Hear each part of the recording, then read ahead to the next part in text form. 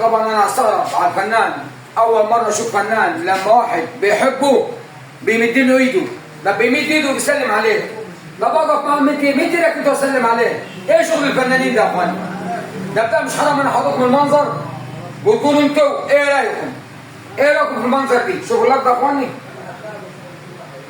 شوفوا اللقطه، لقطه وحشه جدا. انا بصراحه انا راجل من الصعيد وبحترم اي حد وراجل يوتيوبر. شوفوا اللقطه دي. اولا هم الفنانين دقيق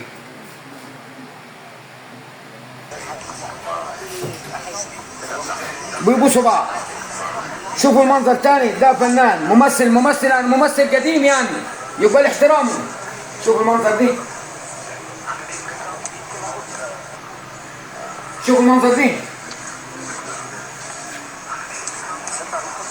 ده برضه ده يرضي ربنا لما واحد من مشاهدينا من الفن بتاعك بيمد لك ايده، انت مش بتقدر تمد له ولا تسلم عليه. طب ليه يا اخي؟ رجعها تاني. ايه يا اخوانا؟ شوفوا المنظر، شوفوا المنظر دي، شوفوا المنظر. ده برضه ده يرضي ربنا. شوفوا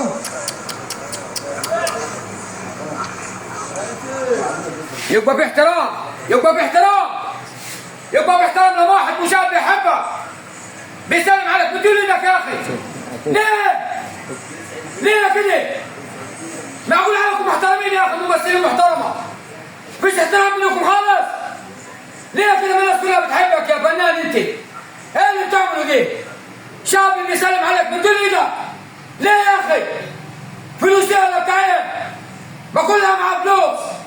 عيب. يبقى باحترام. الراجل المشهور يبقى محترم مع اللي بيحبوه، مع المتابعينه اللي بيشاهدوه. مش يبقى راجل هقول ايه؟ هقول حسب الله ونعم الوكيل. وتحياتي طبعا ربنا يخرجنا بالسلامه الفنانه وفاء عامر. يلا سلام، سلام عليكم.